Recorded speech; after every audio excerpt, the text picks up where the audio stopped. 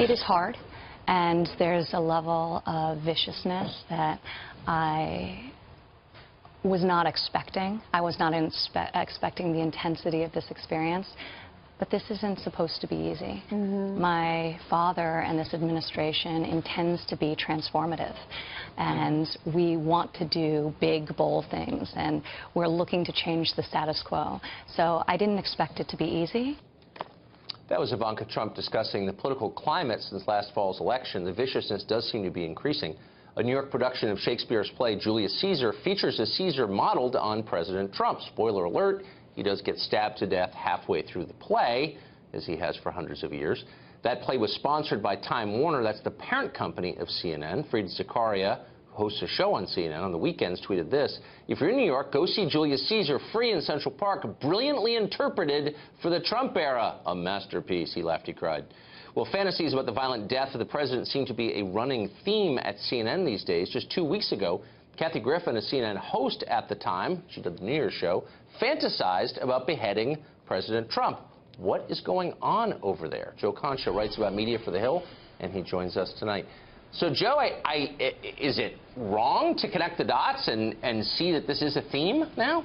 Oh, it's absolutely a theme, Tucker, because when you think about it, Time Warner obviously owns CNN, as you just mentioned. They had the Kathy Griffin situation just 2 weeks ago. They're forced to let her go 24 hours later. They also own HBO, Tucker. And Bill Maher, just 10 days ago, on that program, interviewing a Republican senator, said that he was a House N-word, and he had to apologize. HBO didn't suspend him. I don't quite know why, probably because there's no advertisers on HBO, so there was no threat of boycott. HBO also in 2012 featured a severed head on Game of Thrones of President Bush. Then you go to Reza Islan, who called the president a POS on Twitter. He said a lot worse on there. And CNN releases a statement saying that he's not an employee of the network, even though he hosts the show. So a week later, they were forced to fire their non-employee, and he's gone. So now Time Warner here, Tucker, has an opportunity to say we don't agree with any production that assassinates any president, Trump, Obama, Bush, it doesn't matter. And instead, they appear to be sticking by it, like the New York Times, who also sponsors Julius Caesar and Shakespeare in the Park in Central Park. And you know what CNN and the New York Times have in common, Tucker?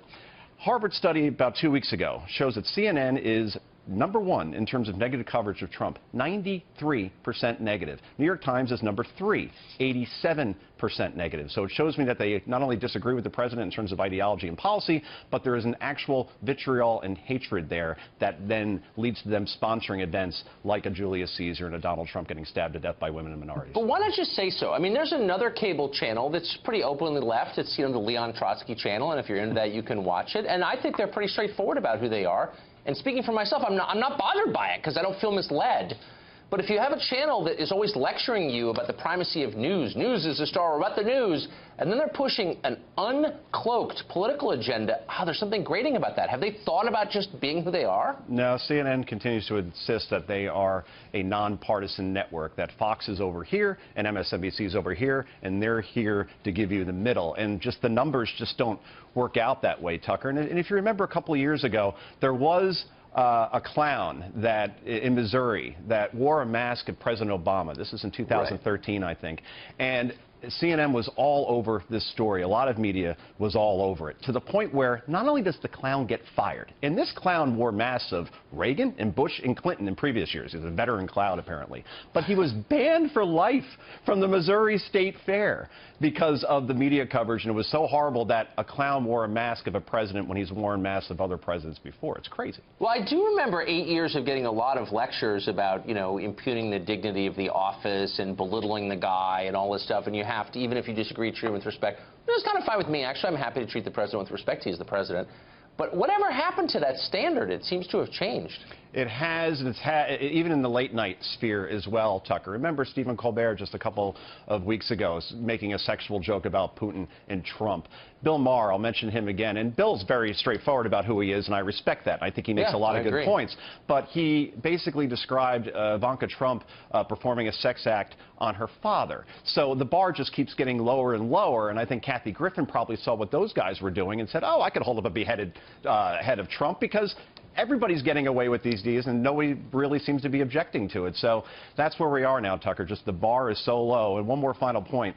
Time Warner and AT&T are trying to complete a merger. That's nowhere near done, and the president did say on the campaign trail that he may try to block that. Matters like this certainly don't help.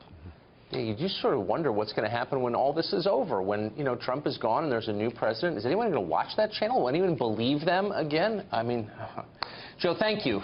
Thanks for having me.